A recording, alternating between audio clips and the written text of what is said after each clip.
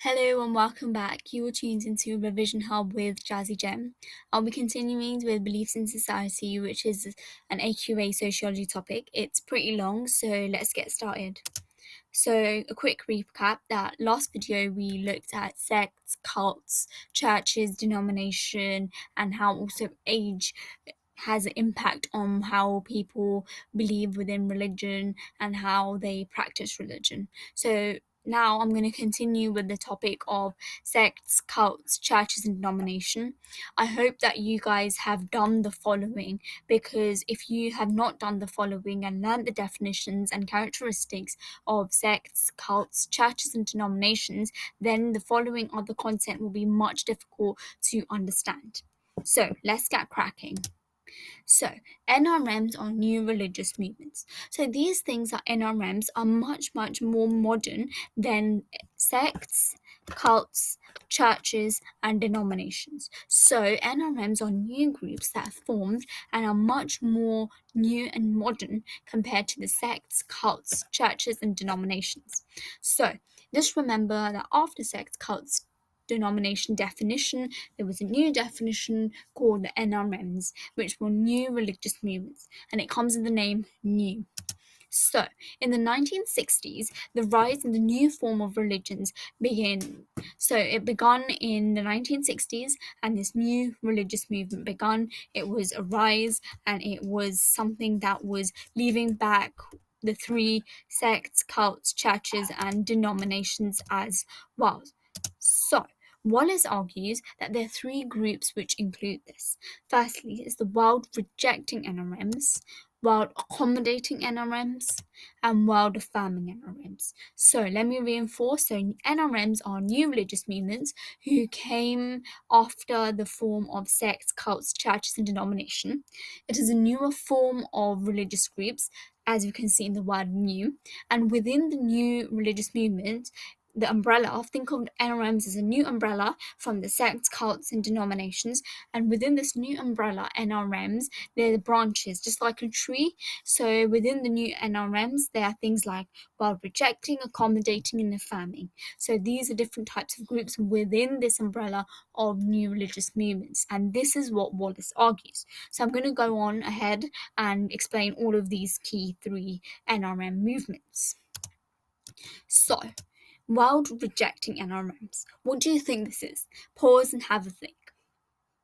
Okay, so if you've actually had a thought about this, then the thing is in the name. World rejecting. Reject means you do not want something. So this is a type of group who rejected this new religious movement and did not like this new umbrella of the new religious movement.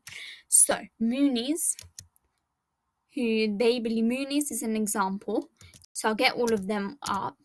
Yeah, so Moonies is an example, and they believe this world rejecting NRMs believe that everyone should be living communally in one particular block.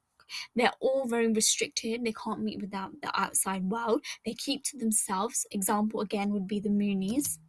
And they don't want any form of change, want everything to be traditional, back to normal. They don't want any new NRMs, new religious movements. They want everything to be traditional, them in their own space, them doing what they want to do, them being restricted. So this is what this group is. And this group simply just believed in God.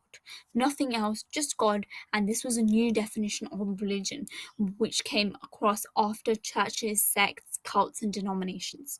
So hopefully this is clear. Let's move on to world accommodating NRMs. What do you think it is? World accommodating. It's within the name, so pause and have a think. Okay, so world accommodating NRMs, they nor accept nor they reject the world. So they don't say, oh, that's right, that's wrong, I don't believe in this, I don't believe in that. They don't do that. They either accept it or they reject the world. There are those who split. So they are a more split version who split into two categories that, okay, I'm a group who neither accepts, neither rejects, just goes with the flow. Examples would be neo-Pentecostals, who are an example of wild accommodating NRMs. So these are another branch within that umbrella of this NRM movement, which is different and much more modern in comparison to the definition of churches, sects, cults, and denominations. And all of these members believe that they should live an ordinary life, nor accept, nor reject, just go with the flow type of thing. Moving on to wild affirming. So wild affirming example would be Scientology. TM is another example, which we'll be looking at. So these are the cults, who basically, there was a group called the cults, as we looked at in my previous video, and after the cults there was this new group that developed through the NRMs after the 1960s, and these were the wild affirming within the umbrella of NRMs, and this group were the cults, more modernized version of the cults, you can say. They believe that individuals were not customers, but rather they were treated as members of that particular group. The acceptance of the world and how it is. So they were very acceptant of how the world is, how we should believe, and stuff like that. And they were open to other religious beliefs. So if you had to arrange wild affirming, wild accommodating, and wild rejecting, you could really argue that wild affirming, wild accommodating are the most modern forms of them, whilst wild rejecting, obviously they reject everything that is there within the new religious movement groups. So you can rank these in order of strictness and importance as well.